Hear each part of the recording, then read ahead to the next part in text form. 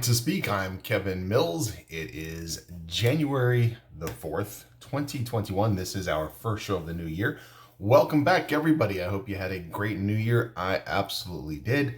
I just took it easy, stayed close, and spent time with family. I hope you had a amazing holiday season and new year. And now, like many of you, I am back to work. And one thing that 2021 is already shaping up to show us is that we are not going to be lacking in things to discuss.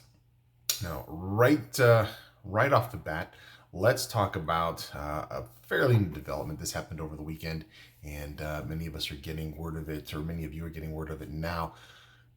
We have a growing number of GOP senators that have committed to contesting the election results on the Senate floor. Now, what this is going to do is going to trigger a discussion in both the Senate and I believe the House as well. It's mandatory, in fact, if they contest the election, that a discussion takes place. I believe it's a 2-hour minimum discussion. Now, that could go for hours and hours and hours and even days, depending upon who wants to speak and how they want to speak and how they want to handle this, to be honest. Keep in mind that this is probably not going to change the election results. This is not going to change whether or not Joe Biden takes the White House on January 20th. What it will do, and what it does absolutely need to do, is trigger a discussion on the floor and trigger a discussion in the Senate as well as Congress regarding voting integrity. What can we change moving on in the future? What do we have to do in order to make sure that we don't have a situation where nearly half of America is doubting the outcome of the results of a vote? And unless you have been living under a rock and in a bubble and getting all of your news from propaganda media news, you've seen the trunks of ballots being rolled out from under tables after ballot watchers have been sent home. You have seen the cardboard and the paper being put up over windows to keep election observers from watching counts. You have seen them sitting outside banging on windows saying, let us in, let us in, let us in. We have heard testimony from countless individuals. We've seen numbers where dead people have voted, where Civil War veterans, people who died in the Civil War have voted, people who don't exist, names that don't exist, addresses that don't exist have voted, people who supposedly or don't supposedly, or no one really knows, are living in commercial addresses. People who have moved out of a state but are still voting in the state that they moved out of and the state that they moved to. These are all things that we have seen, that we have substantial proof of. And I say we have we've seen it with our eyes. We know it exists. Why the courts are not willing to see this, why the courts are not willing to review this, I don't know. Maybe it is evidence, as Rudy Giuliani and Trump and other supporters are saying, of how deep the deep state goes. Maybe it's more. I don't know. All we get is what we are told. And unfortunately, I don't trust any of our news outlets. We have extreme left and extreme right.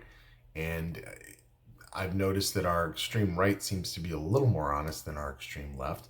But I've also noticed that we're not getting the full story from either of them, which means we have to dig for ourselves. And you know what? Honestly, we need to, as American people, as American voters, make sure that this doesn't happen again in the future.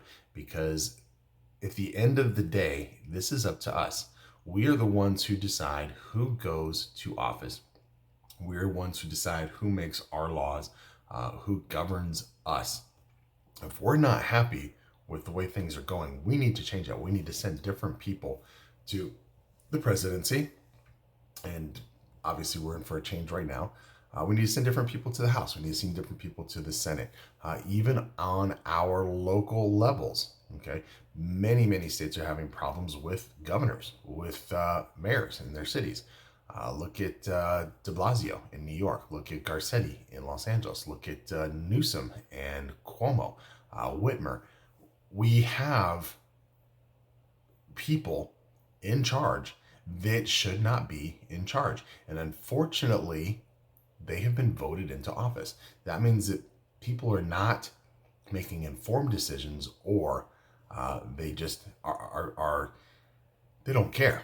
There's just no other way to describe how this could happen.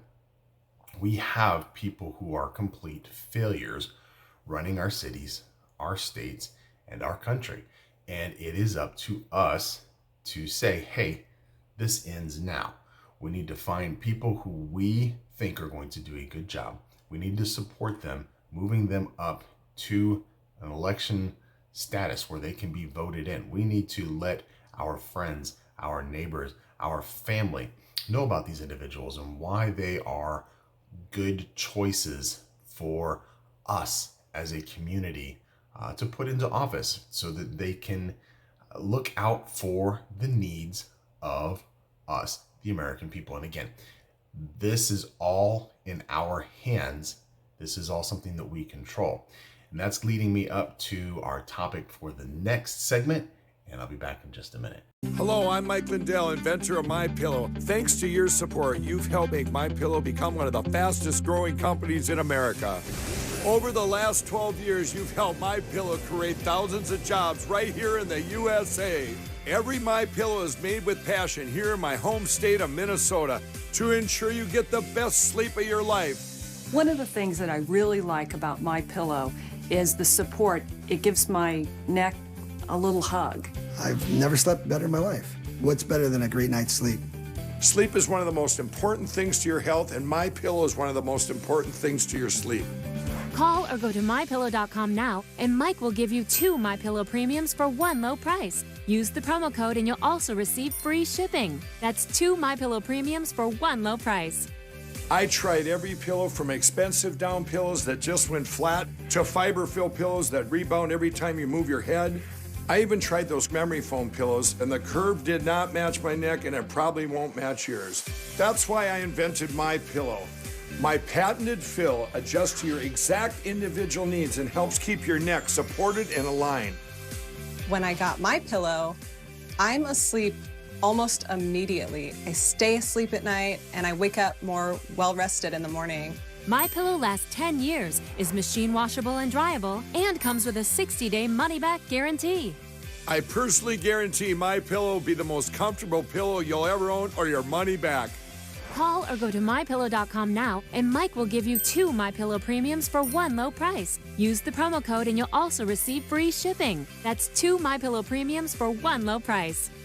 With our 60-day money-back guarantee, you have nothing to lose. Sleep well, America! For the best night's sleep in the whole wide world, visit MyPillow.com. Goya adobo, the perfect blend of salt, pepper, garlic, oregano, and other Latin spices that adds a unique flavor to every recipe, from breakfast to dinner. Goya adobo, real flavor for real-life chefs. If it's Goya, it has to be good. So it goes without saying that everybody is watching Georgia today and tomorrow. Both Trump and Biden are scheduled to be in Georgia, and the fate of America as we know it lies in this election. And I'm not being overly dramatic. We have 2 very liberal candidates running for Senate, and we have 2 conservatives running to keep their seats in Senate.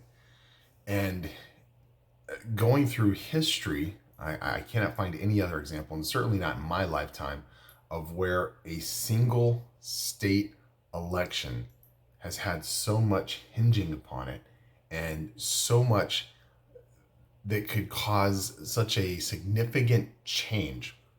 Now, whether you believe that this is the difference between us standing our ground against socialism or allowing socialism to take root in America and destroy America as we know it. We definitely know that this is going to change the outcome of where our nation goes.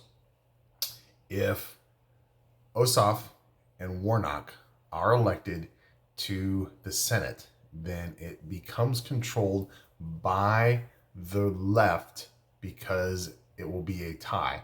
And the tie-breaking vote will be Kamala Harris. Kamala Harris was the most liberal senator to ever step foot in the Senate. And we know which direction she's going to vote. If Loeffler and Perdue are reelected, then we have some sort of a check against the Democratic House and the Democratic executive branch. Now, how that is all going to play out in the next couple of years is anyone's best guess. We have no idea what to expect from this new president. We have no idea what to expect from the toss-ups that are happening right now in Congress. There is rumors that Nancy Pelosi may not even remain Speaker of the House, not through her own choice, but just through dissent in her House against her and her policies and her governing style. So we are going to see changes no matter what. Even if Perdue and Loeffler stay in place, we're still going to see changes. Where these changes take us it's always a scary thing when we go into a new administration and we've got this many different new things factoring into what can control our life. It's scary. We have a lot of things happening right now to scare a lot of people. And if you are sitting in your armchair and you're not in Georgia, it is a scary thing because you have no control over where our nation may be going in the next couple of years. We know already, without a doubt, if the left takes control of the Senate, that they're going to do all that they can to maintain that control of the Senate, of the House, and of the executive branch indefinitely if they're able to do that. And from all that we've heard, from all the statements that we have heard from everybody from Kamala Harris down to AOC, Bernie Sanders, everybody else, certainly Chuck Schumer, they plan on making it to where they control the agenda of the United States for the foreseeable future until something happens. And unfortunately, what happens in situations like this that changes that is a internal conflict, a revolutionary war, a coup, something like that. We don't want that for America. I don't want that for America. I don't want to be around for that. That is my deepest fear for what we could potentially be looking at as we go into this next 2 years, next 4 years, next 6 years, to be honest, because once something takes control, once something takes root, once something is indoctrinated into our governing system, it becomes very, very, very difficult to root it out, to get rid of it. And the fear that all of us have is that socialism is knocking on the door of America, and it has become mainstream. Unfortunately, it has absolutely become mainstream. And the United States is not the only country that is dealing with this. Much of Europe has leaned very, very extremely towards socialism. We have seen socialism destroy countries like Venezuela, Cuba, Russia, China, Vietnam, Myanmar. The list is long. Whenever socialism has set into a country and a governance, it has slowly destroyed and eaten out that country like a cancer.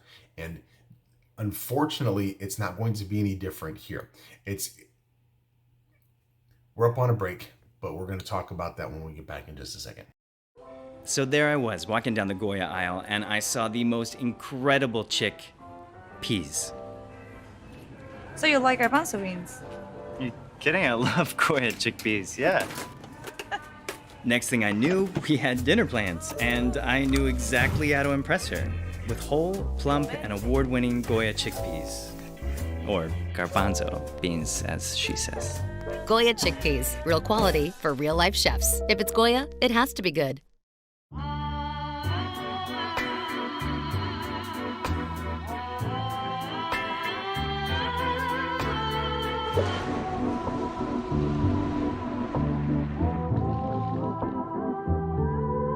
All right, we're back for our final segment of Right to Speak. Again, thank you for joining me. This is our first show of 2021. I want to just spend a little bit of time now on socialism, why it is a prospect that is just not going to work ever. And I see a lot of people who are altruistic, and they believe that socialism is the way to go to help others. Unfortunately, it may seem that way on the outset, but that is just the wrapping for socialism. Once it is unwrapped and unpacked, socialism is a cancer. It is a disease, and it is difficult to root out once it sets in. Just ask people of any socialist country, and I really encourage anyone who thinks that socialism is the answer to just move to a socialist country. Spend a year there, spend 2 years there. If you love it, stay there. It does not work. The promise of free school, the promise of free housing, free food, free medical, free everything that socialism wants to provide to people as a whole is an empty promise. It is not sustainable. You can, very simple, basic terms, ask yourself, if medical treatment is free, who's paying the doctors?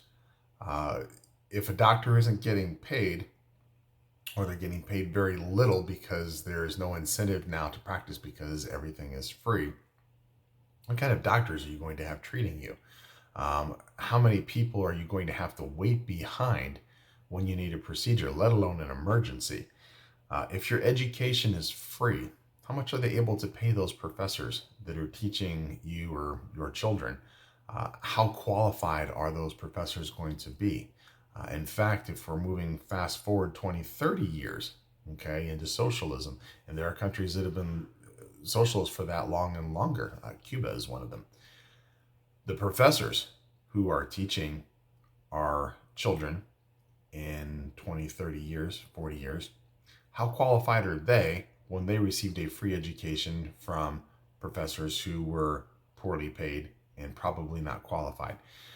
If you are a professor and you have qualifications and you have the ability, are you going to stay in a socialist country where you aren't going to make any money, or are you going to go flee, escape to another country where you can be free and where your value is recognized for the value of you versus just the state income that you are going to receive because you are providing a state provided service? Same thing if you're a doctor. Same thing if you are anybody living under a socialist regime. It cannot support itself. When everything is free, we have no desire to work for it. We don't need to work for it. I can tell you myself right now, if everything's going to be free, free healthcare, free education, free food, free housing, free this, free that, free everything, I am going to not work so that I can qualify for all of those things and not have to pay into it. And I'm not the only person who is going to do that. You are going to have a shrinking base of individuals working to contribute to fund these programs. And as we become more disenfranchised with the poor quality of healthcare, poor quality of education, poor quality of everything, okay, we're going to work less and less and less. The United States will go from being a manufacturing giant that it still is to being nothing. We're not going to put out quality goods. We're going to stamp out garbage like socialist countries do. The only market that we will have will be our own. There will be very limited trade with the outside world because nobody will want our products, because they won't be made in America with pride anymore. They will be made in America with disdain. This is what we are facing if America turns to a socialist agenda. And I know if you talk to anybody that is a liberal, anybody that is on the left right now, they're saying, no, we're not talking about socialism. We're talking about government-supported, government-sponsored medical, government-supported, government-sponsored education, government-supported, government-sponsored. That is socialism. It is not check every single box for socialism, but those first few boxes that you check lead to the other boxes being checked. They always like to point out that no, socialism is control of the manufacturing, socialism is control of the means of production. That may not be what they are touting now, but those boxes will get checked. And I promise you, there are countries that have a socialist regime, such as China, that still incorporate capitalism to benefit themselves, their government, and their economy. Unfortunately, in places like China, there is capitalism. That's not the unfortunate part. We have capitalism, but unfortunately, the government controls who is going to benefit from that and who isn't going to benefit from it. And that is a typical socialist stance. And that is what we're going to see in the United States if we let the United States slip away and into the grips of the socialists. Don't be surprised if it goes from socialism to communism. Now, I mentioned that if we slip into socialism, I'm not going to work. I'm not going to be somebody who gives back. I'm just going to be a taker like everybody else. That is actually not the case. When this happens, if this happens, I am going to be one of those people that escapes someplace else because I need my freedom. I want my freedom. I'm an American. I was born with that freedom gene, if you want to call it that. And I'm not willing to give up my freedom for social welfare programs. It's just not something I'm willing to do. And I'm hoping there are enough people out there who are also not willing to do that, that will stand and make a change. Excuse me, my breakfast is coming back. Stand up and make a change and make things happen for the better. And that is really what we're all about here. And what we are about here at Right to Speak is pulling back that curtain and trying to find the truth, putting some common sense to what is going on. If you are in Georgia, get out tomorrow and vote, please. Make the right choice. And I look forward to seeing all of you guys again tomorrow. This has been Right to Speak. I'm Kevin Mills.